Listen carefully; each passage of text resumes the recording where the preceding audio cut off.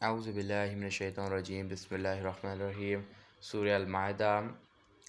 آیت نمبر 1 میں اللہ تعالیٰ فرماتے ہیں، مومنو تم عہدوں یعنی وعدوں کے پورا کیا کرو، وعدوں کو پورا کیا کرو۔ تمہارے لیے تمام مویشی یعنی جو گھاس کھاتے ہیں، جیسا گائے، بکری، یہ سب حلال کیے گئے ہیں، جن کا ذکر آگے آتا ہے۔ شکار کو حالت احرام میں حلال نہ سمجھنا، وہ حرام ہے۔ اللہ جو چاہتا ہے حکم دیتا ہے، یعنی آپ جب حج کرنے گئے، جب احرام میں رہے تو شکار نہیں کرنا ہے، بلکہ اللہ تعالیٰ وہ حرام ہے شکار کرنا جب کے ٹائم۔ آیت نمبر 2 میں اللہ تعالیٰ فرماتے ہیں، مومنون تم اللہ کی نشانیوں کی بے حرمتی نہ کیا کرو، نہ حرمت والے مہینے یعنی ریسپیکٹڈ مہینے کو سے محرم، ذی الحجہ، رجب، ایسے مہینے میں، نہ حرم میں قربان ہونے والے جانور جن کے گلے میں پٹے پڑے ہوئے ہیں، نہ ان لوگوں کی جو بیت الحرم سے قصد سے آ جا رہے ہیں، اپنے رب کے فضل و رضا کے طالب ہو۔ جب تم احرام سے باہر آ جاؤ تو شکار کر لو، اور ایسا نہ ہونا چاہیے کہ تم کو کسی قوم سے بغض ہو اس وجہ سے کہ انہوں نے تم کو مسجد حرام سے روکا تھا، تو تم ان پر زیادتی کرنے لگو، اور نیکی اور تقوی میں ایک دوسرے کی مدد کیا کرو، اور گناہ اور زیادتی میں مدد مت کیا کرو، اور اللہ سے ڈرتے رہو، اللہ بڑی سخت سزا دینے والا ہے۔ آیت نمبر 3 میں اللہ تعالیٰ فرماتے ہیں، تم پر حرام کیے گئے ہیں مردار اور خون اور سور کا گوشت، اور وہ جانور جو غیر اللہ کے نام سے ذبح کیا جائے، اور جو گلا گھونٹنے سے مارا جائے، اور جو کسی تکر سے مارا جائے، اور جس کو درندے کھا لے، مگر جس کو ذبح کر ڈالو وہ جائز ہے، اور جو جانور بت کے لیے ذبح کیا جائے وہ حرام ہے۔ آج کے دن سے کافر نا امید ہو گئے، سو تم ان سے مت ڈرو اور اللہ سے ڈرتے رہو۔ آج کے دن میں نے تمہارا دین مکمل کر دیا، اور میں نے تم پر اپنا انعام یعنی قرآن پورا کر دیا، اور تمہارے لیے اسلام کو پسند کیا۔ جو بھوک کی شدت میں ہو جائے، یعنی جو بھوک ہے، جو 2-3 دن سے نہیں کھائے، تو وہ ان حرام چیزوں میں سے کچھ کھا لے سکتے۔ یہ کیسا کہ ان گناہ گار نہیں رہنا۔ اللہ معاف کرنے والا اور نہایت مہربان ہے۔ آیت نمبر 4 میں اللہ تعالیٰ فرماتے ہیں، لوگ آپ سے پوچھا کرتے ہیں کہ کون سا جانور حلال ہے، آپ فرما دیجئے کہ تمہارے لیے تمام جانور حلال ہے، اور جن شکاری جانوروں کو تم تعلیم دو اور تم ان کو اللہ کے نام لے کر چھوڑو، سو جو تمہارا شکاری جانور کوئی جانور کو پکڑے تو کھا لو، اللہ سے ڈرتے رہا کرو، اللہ جلد حساب لینے والا ہے۔ آیت نمبر 5 میں اللہ تعالیٰ فرماتے ہیں، آج حلال چیز حلال کی گئی ہے، اور اہل کتاب کا ذبح کھانا تمہارے لیے حلال ہے، اور مسلمان پاک دامن عورت اور اہل کتاب عورتیں جب تم ان کو ان کا مہر عطا کرو، اس طور پر کہ تم بیوی بنانا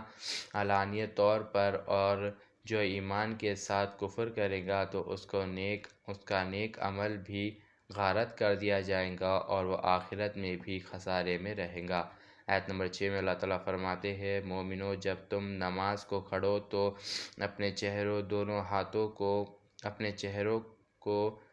ہاتھوں کو کوہنیوں سمیت دھو لو، سر کا مسح کیا کرو، اور اپنے پیروں کو ٹخنے سمیت دھو لو، اور اگر تم ناپاک ہو تو غسل کر لو، اگر تم بیمار ہو یا سفر میں ہو تو کوئی استنجا سے آیا ہو، یا بیوی کے ساتھ ہم بستری ہوئے ہو مگر پانی نہ ملے تو تم پاک زمین سے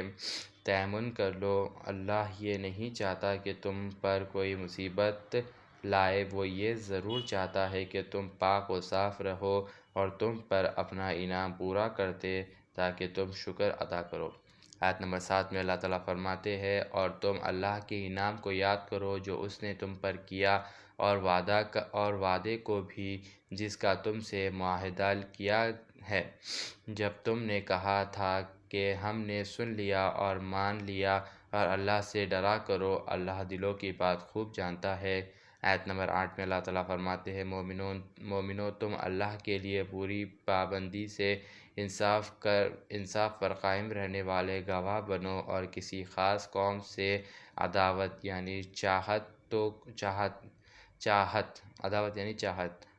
عداوت کو انصاف سے نہ روک دو۔ یعنی اگر تم کسی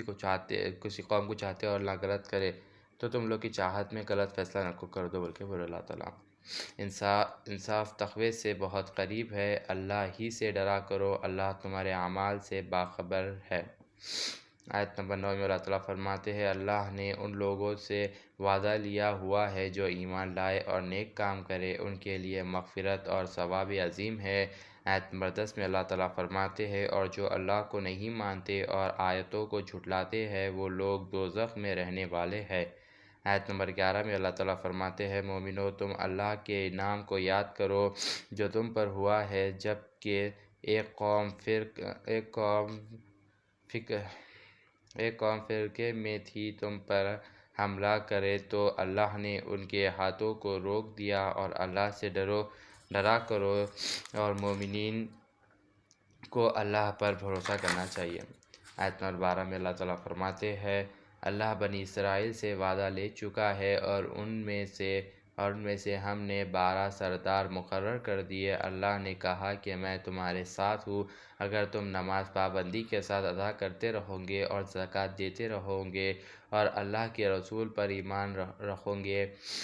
اور ان کی مدد کرو گے اور اللہ کو قرض حسنہ دیتے رہو گے تو میں ضرور تمہارے گناہ دور کرتا رہوں گا اور تم کو یقین باغات میں داخل کروں گا جن کے نیچے نہریں بہہ رہی ہے۔ پھر جو اس کے بعد بھی ظلم کرے گا وہ سیدھے راستے سے دور جا پڑے گا۔ آیت نمبر 13 میں اللہ تعالیٰ فرماتے ہیں،